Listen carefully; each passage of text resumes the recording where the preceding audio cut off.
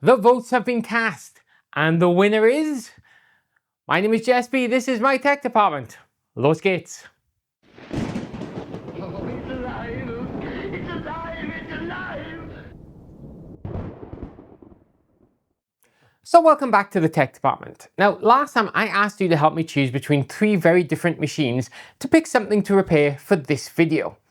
Now, I admit this actually took longer than I expected, but that's a whole nother... we'll get to that. But you did, you actually helped, and I put up a poll in the community tab that you guys voted on, and I asked you to leave your comments down below to help me decide which machine to do. And you did. But what were those machines? Let's take a quick recap. So, one was the Commodore C64 that had had some work done to it. Let's put it like that.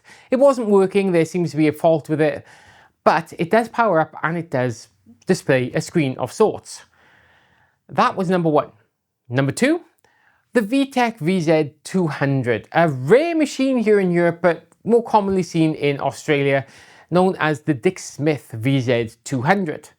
A little weird old machine, but it wasn't working. It certainly didn't work when we tried it. And that was machine number 2. And then there was machine number 3. Bob, the Amiga A1200. Now Bob was in need of total restoration. I bought it cheap, and he came to me sort of working before he actually just died randomly on the shelf without doing anything. And since then, yeah, I've been chasing faults around and discovering that actually he needs a complete rebuild, including a lot of custom chips. So again, I asked you guys to vote on it. I asked you to leave me comments, and you did.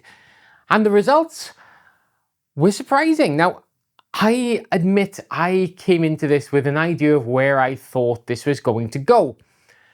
And it did not go that way in any way, shape or form. So here are the results. In 3rd place, Bob the Amiga A1200. I was certain Bob was going to win. I was not prepared for Bob to win, but I was certain Bob was going to win. The Amiga and the A1200 have a huge following, and I thought you guys would love to see this old A1200 returned back to full health. Apparently not. But what really surprised me is that in joint 1st place, yes, joint 1st place, it was a draw, was the C64 and the VZ200. Now, how that came about was quite interesting. It seemed that you guys loved the VZ200 when it came to voting in the poll. It comfortably beat the Commodore C64 by 1 vote. Counting up the comments below the video though, well, the C64 pulled 1 back, which meant that I asked you to help me pick 1 from 3, and now I have to pick 1 from 2. So you sort of helped. But as it happened, I did see a couple of comments that actually made my decision quite simple. And it was something along the lines of this: please do the VZ200 because it's such a tech department computer, because it's weird and odd, and yeah, I love that. It turns out I've been doing this now for about 4 years as a hobby, and I love it. And I only started this because, well, I wanted an excuse to play with all this old tech, and I figure if I take you guys along with me, then it's not a hoarding issue. So that's all it was. I never really had any sort of master plan that was going to really, lead to, oh, I must specialize in this, that, or the other. But it turns out you guys spotted a pattern well before I did, and it was that I do like the weird, the wacky, the wonderful, the odd ducks, the unloved. The tech department is home to them all. And yeah, so on that note, going forward, I'm going to try and find more of the weird, wonderful and wacky computers that I can find, then we'll show them here on the channel. However, it does mean that today we're going to work on the VZ200.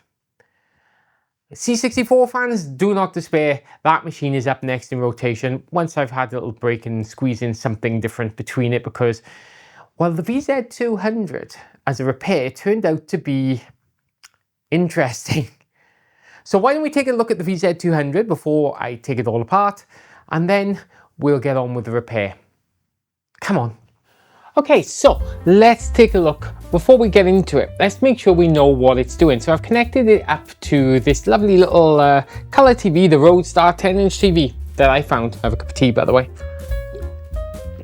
And let's check that we know what it's doing. So if I switch it on, yeah, there we go. Ooh, it's it looked like it tried to execute code and then gave up on life. Interesting. Let's try that again. So power off. Power on. Again, it does very interesting things different. So now we've got this screen white with a bit of, I don't know what that is. And you know what, one more time. And yeah, this is more like the image Adrian had on Adrian's digital basement. Now, I don't know what's wrong with it. Now I suspect, obviously, the RAM, which is annoying because I've checked, I thought I ordered the correct RAM. I did not. That's interesting. Now it's kind of just doing the same thing. That's 3 reboots, 1 more.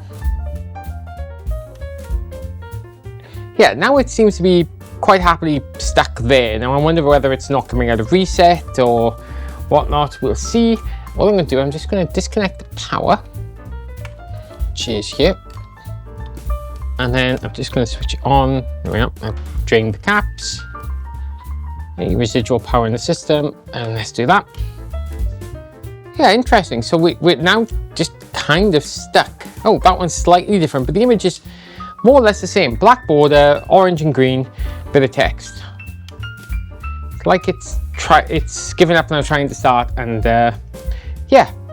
So what do you say? Shall we take a look in here? So as I mentioned, I watched Adrian's digital basement video on this machine, the Laser 200 as it was in the US, and there's one thing I learned from it, that this motherboard, in fact the whole PCB, is incredibly fragile, which didn't fill me with joy, if I'm honest, because when I got this, yes, it powers on, but it's broken. There are no screws in it. I didn't take the screws out of this case, which means someone's been in here. Now, if this board is that fragile, well, we're in for a whole lot of fun. So let's see. We've got no screws in here, so how does this come out? Oh, very easily, apparently. Put it down. Right, okay. As I recall, this keyboard doesn't come out anyway.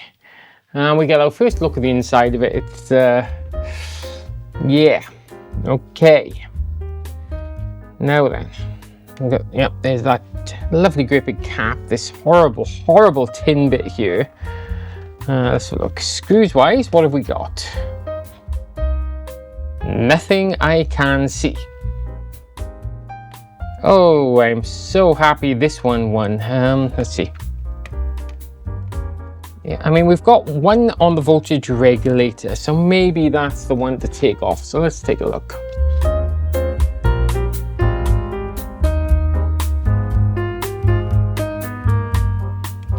Oh, I see. It's, yeah, okay. Right, so let's zoom in and just take a little look here. Yeah. So it looks like we've got, oh, that's weird, I've just broken that. We've got 2 earths there that may be holding it to the base here. That seems randomly out of place, but I think it's supposed to go there. Seems like it's been there anyway. I don't think it's supposed to be like that. Yeah. So let's get soldering iron on it and at least deal with that, shall we?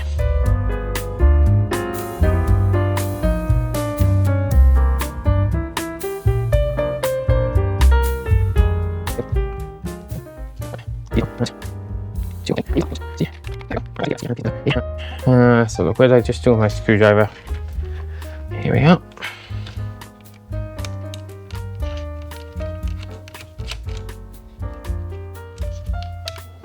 Interesting. This solder or something on the end of that. That's probably not good.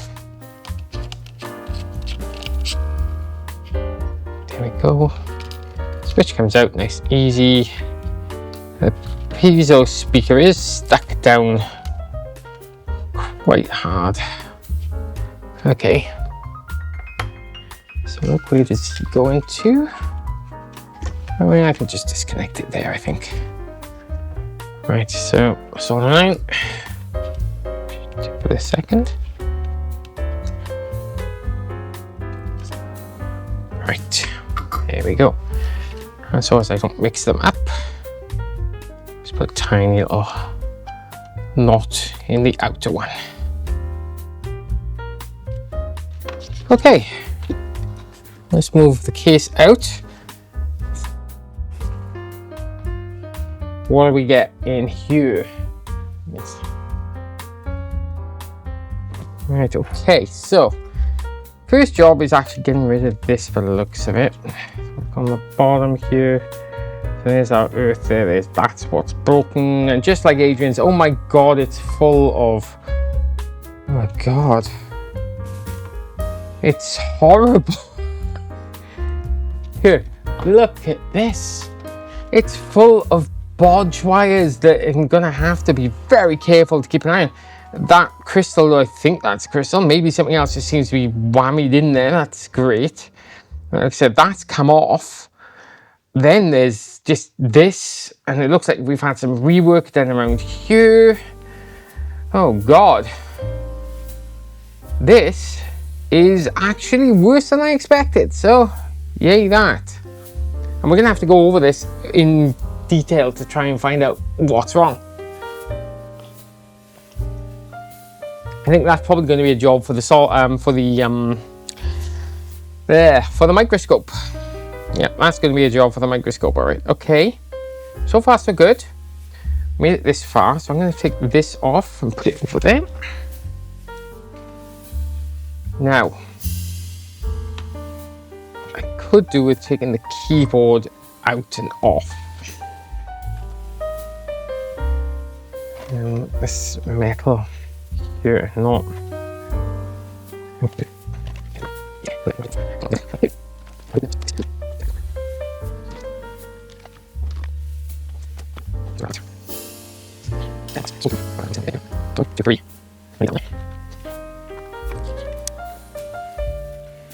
Alright, so it seems like we have a few of these on the board. Now they are nice and thick. Let's just give it a nice autofocus. They're nice and thick, so I'm going to try and get them with braid to begin with because I can't find my soldering pump. I do have the desoldering station, but I'm kind of not keen to use it on this given how fragile it can be. So I'm just going to use some nice thin little bits of braid, and let's see how that.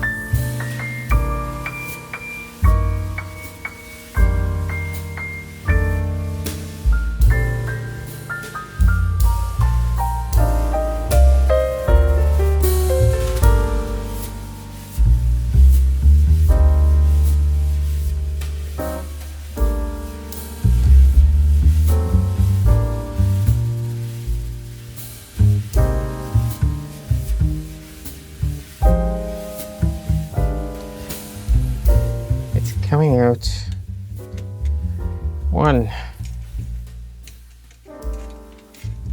This one's a little stuck, I think. Come on. Come on then, up you come. So 1, 2. Oh, I can see the leg of that cap is now attached to it as well. Deep joy. Come on, out you come.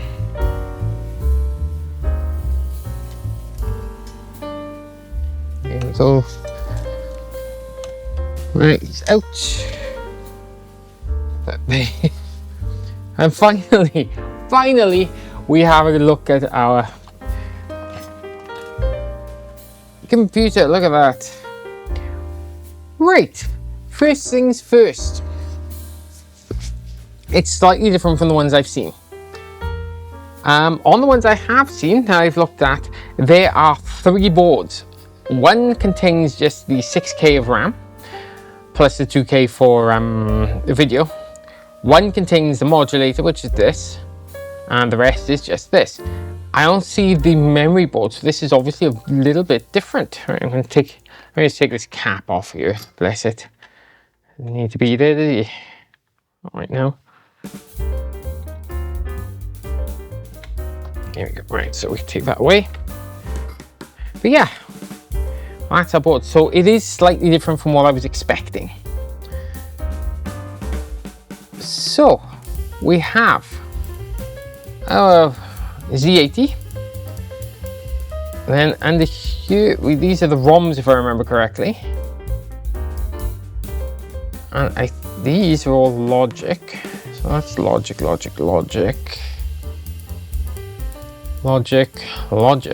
Oh, don't tell me the memory's under this thing. One thing I do love is this Toshiba chip. Take a look at this on the microscope. It's so cool, that logo. Look at that. How can you not love that Toshiba logo? It's beautiful. Right, so the good news is, yes, we have access to the computer. The bad news is now I have to take this board out and so we have 2 screws there. I mean, that looks okay. So let's start by taking those 2 screws out. Let me show you what I mean. So on the modulator board, I can see 2 screws. Bring them over here a little bit. So there's one here.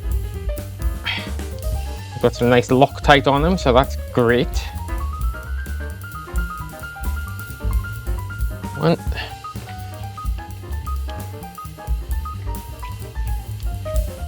2. Okay, good. The board moves, that's good. Hopefully it's not going to get in the way.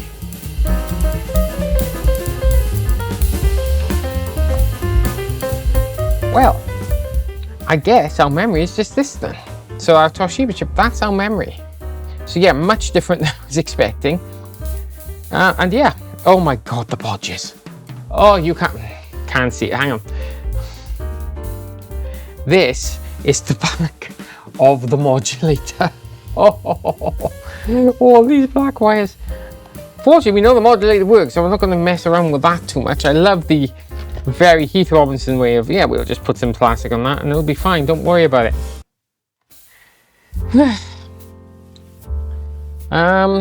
Yeah. So, what do we check out first? Well, I think a good sorting of the board. I think we need to look over it with a microscope and check everything meets everything else, because that was the main thing that Adrian had with his. It was that address lines to the ROMs just weren't reaching it, amongst other problems.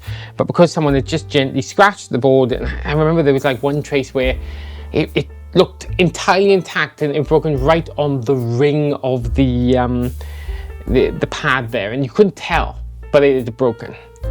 So it's going to be a long time now, and I think I'm going to put you on time lapse, and yeah, I'm just going to beep it all out. All right, so it has been about 2 hours now, and I was having a good look around the board. And the good news is, actually, I don't think there are any broken traces or anything, so that's good. What I have discovered is this, so I will put the machine on, you notice it's now going to, it's behaving itself sort of. A couple of things I've noticed. Right. Firstly, this wiring is shot. So if I hit this in the right spot, I get to change the color of things. It's super jank. See, if I hold it right there, that's fine. Let go of it, it does.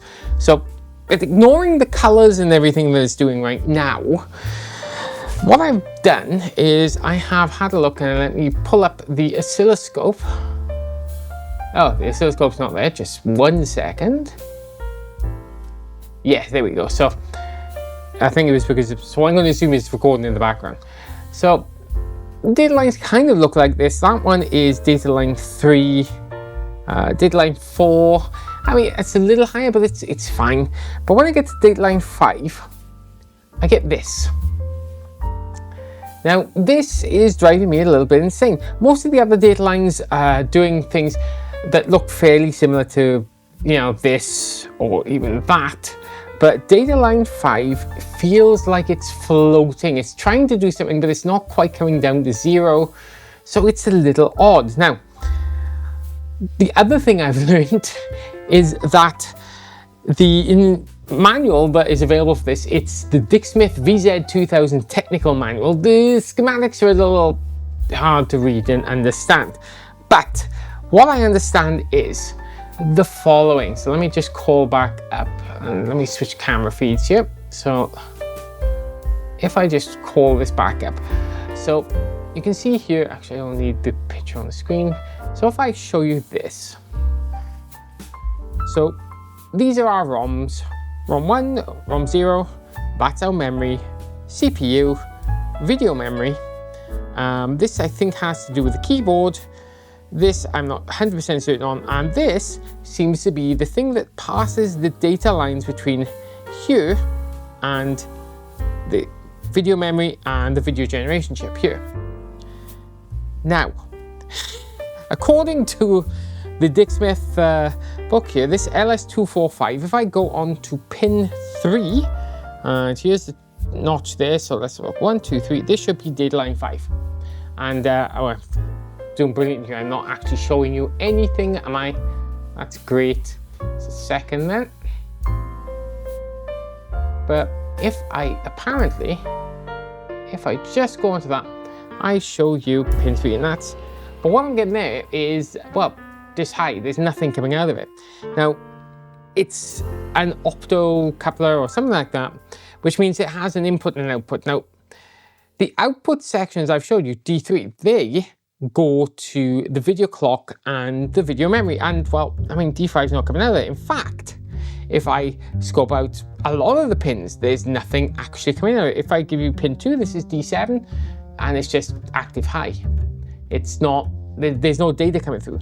If I scope out the pins on the other side of it, let me see, so that's going to be 18. So let me see, this is a 10, so it's 19, so it's 20, 19, 18.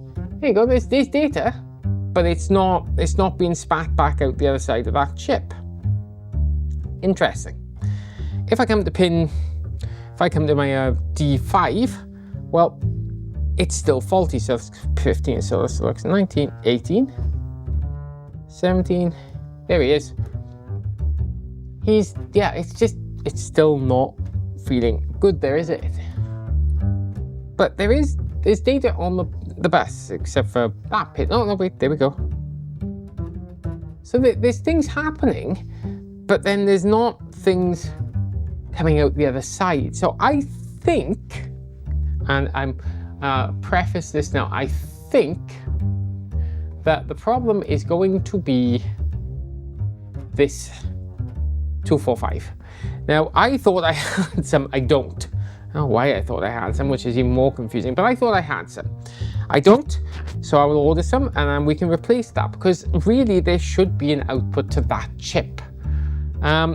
Just to prove a point here, if I have to do this, so you can kind of see that there's something on the screen here. Let's see if I can just twist this so we can get some decent color, because red's not my favorite color. Don't let the missus hear me say it like that. Oh, God. There we go. Oh, almost. God's sake.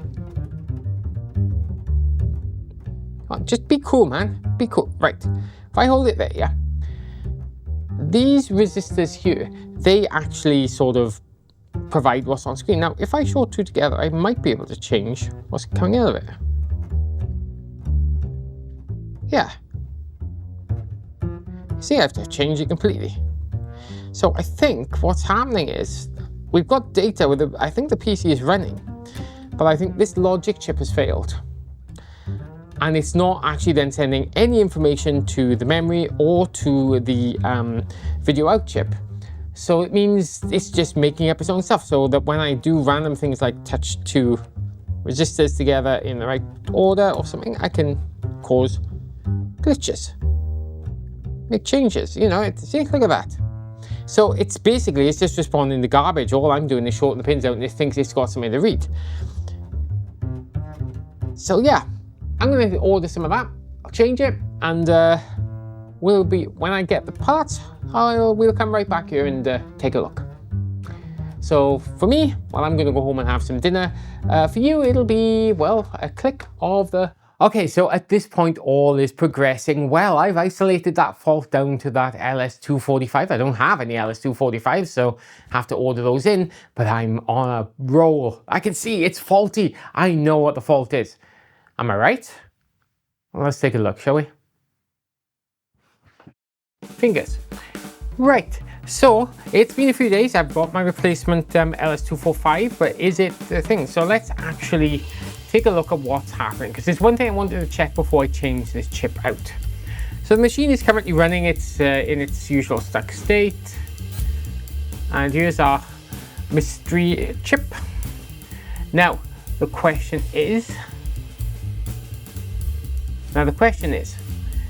on pin 19 is the initial pin, initiate pin or enable pin, however you want to say it, and it should be high when it's not enabled and low when it is enabled, and it should be cycling pretty quickly. So if I do that, at the moment it's high. So a little dip. So it's trying to do something but not much. But if I just drop down to here, yeah, it's high, but it's not really doing anything. So if I cycle the machine, so there we go, it comes up. The graphics on the screen, and yeah, it's not doing anything. So at the moment it's not enabled, but I have seen it do stuff occasionally, which is odd in itself. There you go, it just cycled itself down low, see, low, high. So it's trying to initiate. It is trying to initiate. Sometimes I get some activity on it that looks perfectly normal, but other times not so much. Now that's pin 19, so pin 17 should be our D5. So that's the incoming from the CPU and the ROMs and all that, and it should come out of pin 3, just here. I think it's pin 3. Well, something's coming out of it, but not much. Pin 3 on 1, 2, 3. Oh, we have activity there. Or was it pin 5? Hang on, let me check. Okay, quick check there, and yeah, actually now it's behaving completely differently. So we are now getting some data. So again, if I go to the object enable, high, dipping to low, it's low. So it's trying to do stuff, now it's fully enabled. We're not getting anything different on the screen, I might add, but it's doing stuff. That should be ground. It's interesting by itself. But if I go back to where our E3 comes in, now see, that's different again. There we go, we got a data burst. So it's doing stuff there, the second. And then out number 5, data line 5, so it's doing stuff. And that output then comes from pin 3. Which is there. And we're kind of getting something, but not a lot of square waves. So it could be normal, could not. Switch machine off, power cycle it, yep. It seems like it's doing something. But at the same time, like, not much. So just to be safe, I am going to pull that chip and check it, because that does seem like it could be the issue. If not, then I'm going to have to pull out another one, LS139 chip, which I don't have, which should be talking to this, and that controls the output enable pin. So let's take that out first and put a socket in and try our new chip and see if that helps. Alright, haven't checked anything. Put it back. It turns out the bodge wire actually is for the keyboard. So he's just hanging out there. I'm just putting up on now this block of paper because there's solder all over that mat. So what do you think? Will it work? I'm not sure. I kind of wish it will, but wishing doesn't make things work sometimes. So switch it on. I have a very different looking thing now. It's a very different looking screen, apart from the red, obviously. Well, there we go. It's now one straight pattern.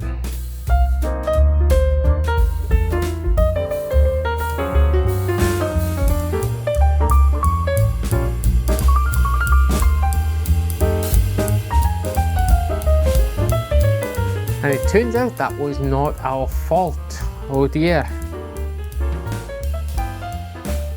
So, back to the drawing board. What a shame. Okay, so welcome back. It's about 2 days later and I have been doing a lot of things off camera to try and work out what exactly is going on. And as you can see, I've socketed the CPU, so that's out at the moment. I changed the 245, which didn't prove to be the problem. But here's the thing, if I switch this on without the CPU in, look at the screen, we get our garbage. So now, I suspect our problem is going to be these two ROMs. Problem with those, well, they are 2364s, which are not easy to come by these days. They're almost unobtainium. However, I do have some 2864s, and this little board that it's in is very useful.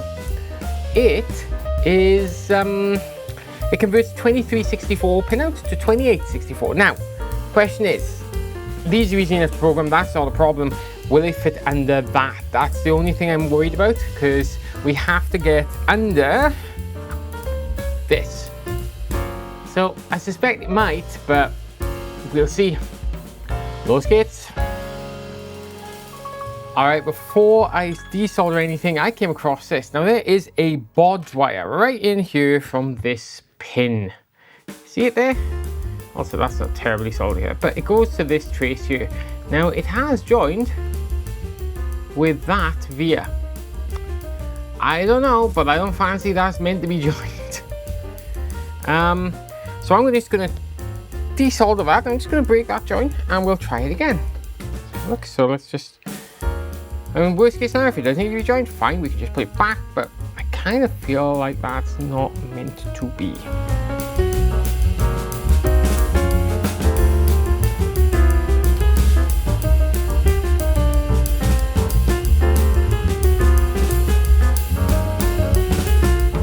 Never mind, meant to be there, so it's okay. Right, well, let's get the bloody things out then, shall we? Like I said, back to our normal service. Let's just do the over top. Right, I have taken out the ROM, and before I, swap it over to the new ROM system, let's just take a look and see what Line 5 is doing. So I've just got one ROM in there instead of two. Boot the machine up. Here we've got, right now, nothing.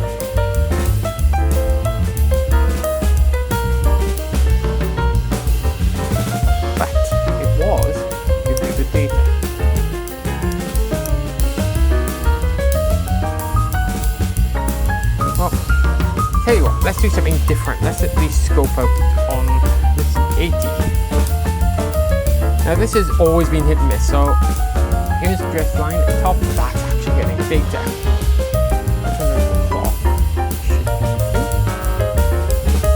There's one. I think that should be the line 5. Let me just check.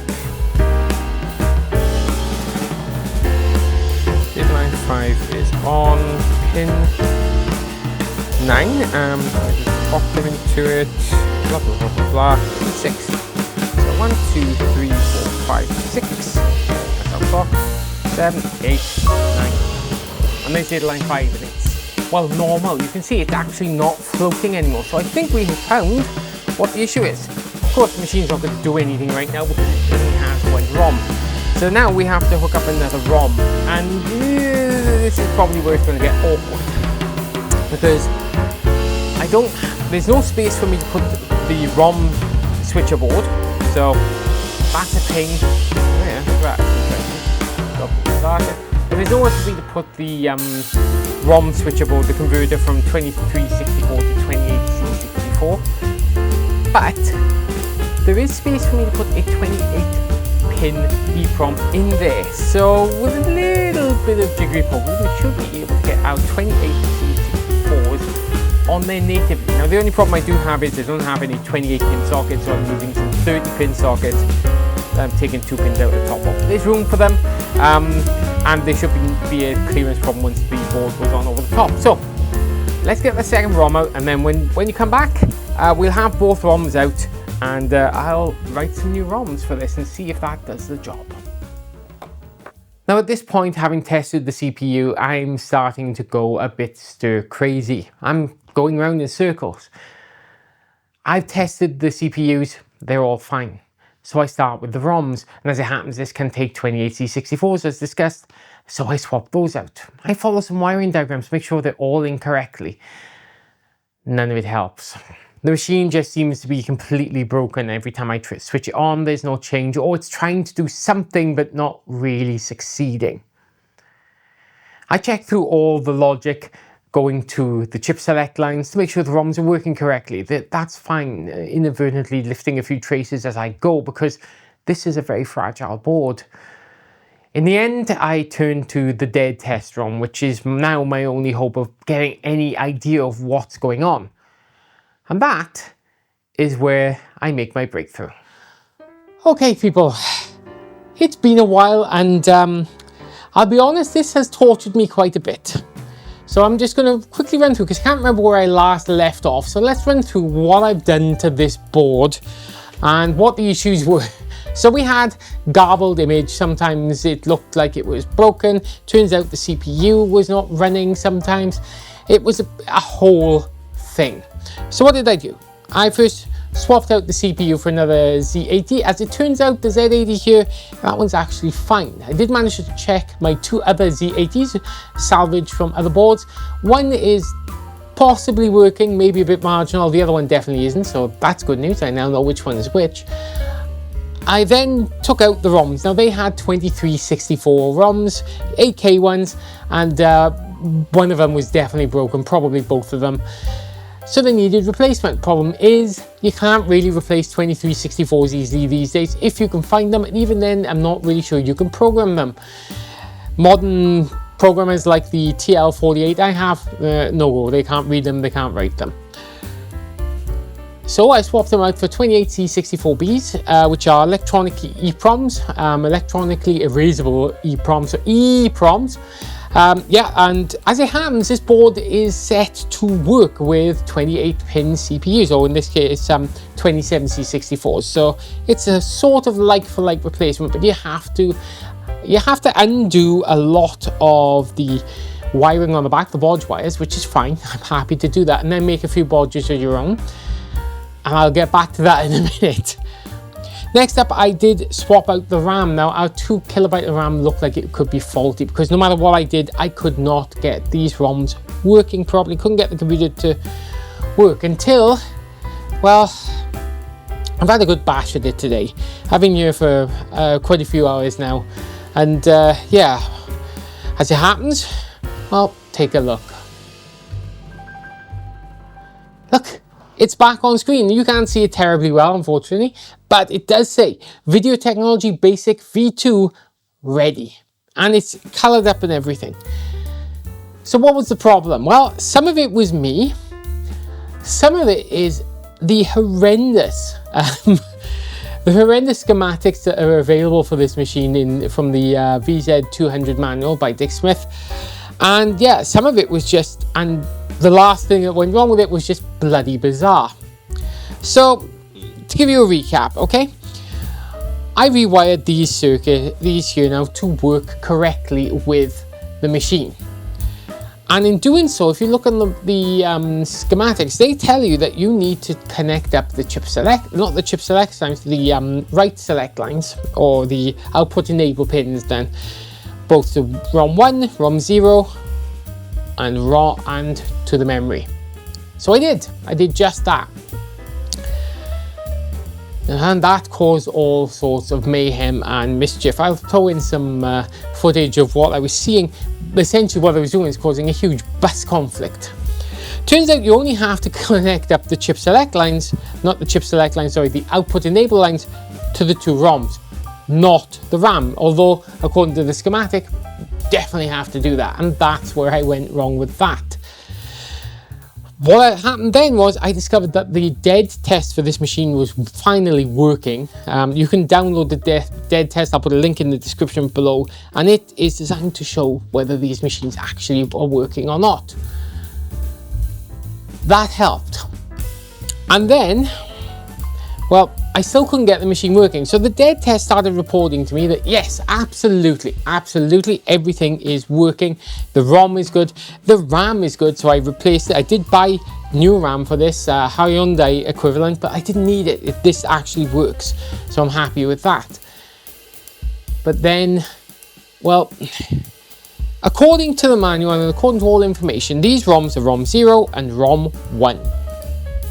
And that would be U9 and U10 according to the CPU. Oops, I've touched something and I've upset it. Oh, there we go, we're back. This board is incredibly fragile. Be careful.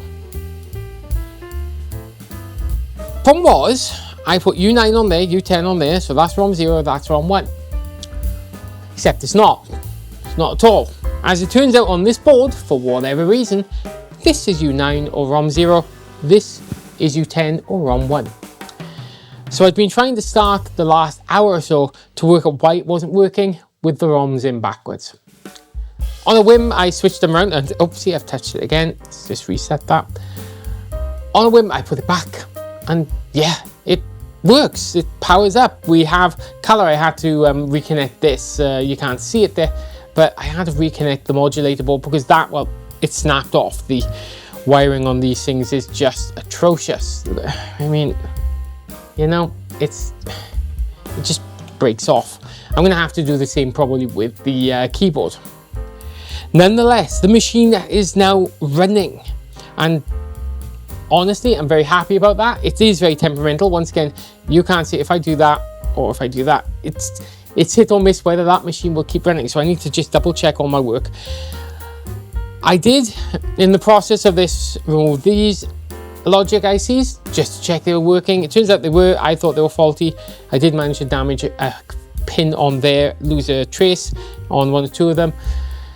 Fortunately, it's easy to bodge around, and on this one, the pin, the pad that came off, well, that wasn't needed. It was just there to hold it in, so thank goodness for that.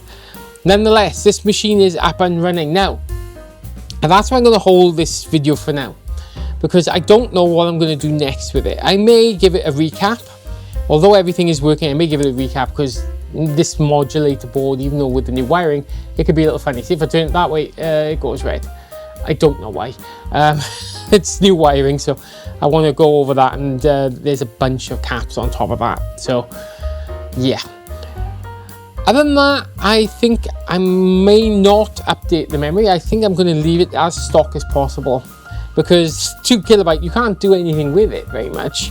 And I certainly have enough chips now, ICs, to make it to Dicksmith VZ200 with the 6 kilobyte.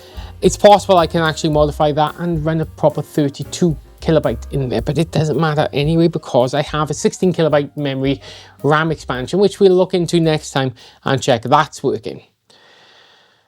For now though, I'll return you back to me person in the chair there, and yeah, do you know what? I'm gonna find a beer and have a drink because this one was tough. Well, there we have it. The machine is back together, and yeah, it's driven me insane in the best way possible. I mean, I genuinely have learned a lot working on the VZ200. Now, there is still some work to do. I really think it'll probably need a recap, at least on the modulator board, which seems to control the lumochroma information for the composite, because you just have to touch that and it just turns red for no apparent reason. Now, I've made a new cable for that, so it should be fine. But, you know, so it might be an idea to look at that board and recap it. I also need to remake a new well, I need to make a new keyboard connector because that keyboard cable is fragile. It broke coming out, which is not unexpected, and replacing that is easy. It's not much of a exciting thing to watch on camera, but once those two jobs are done, we can at least reassemble the machine and see if it's working, still working, I should say, because it is very old and very fragile. Now, the one thing I could do is upgrade that RAM. I have enough RAM to take it up to the Dick Smith VZ 200 6K of RAM, but I don't think I'm going to do that. That's partly because, as it is, this is a very European model, and yeah, I'll leave it as 2K. This is how it was sold in Germany. Also, I have a 16K expansion I want to check with it when it's back together, and I'm kind of curious if that's working. Based on evidence with this, I'm going to say no. The other thing I would say is the output enable line, the schematics, well, either they were wrong or having that 6K daughter board made the difference. I mean, I've looked at the schematics, and the schematics just say output enable to the read line. The read line just follows straight through to those three 6K chips, to the 6K of memory, and yeah, I don't think it would have made a difference. It would still cause a bus clash. It's not going through any LS logic or anything, so yeah, that's just weird. Which I think is fair to say that the Dick Smith VZ200 schematics may not be 100% accurate. Nonetheless, I'm happy to have this oddball working, and it can now join its sister, the VZ310, the Laser 310 up there. And yeah, excellent news. All I have to say now though is thank you so much for watching. I hope you enjoyed this video. If you did, please give us a thumbs up. A like, a share, a subscribe can do wonders for a small channel like this.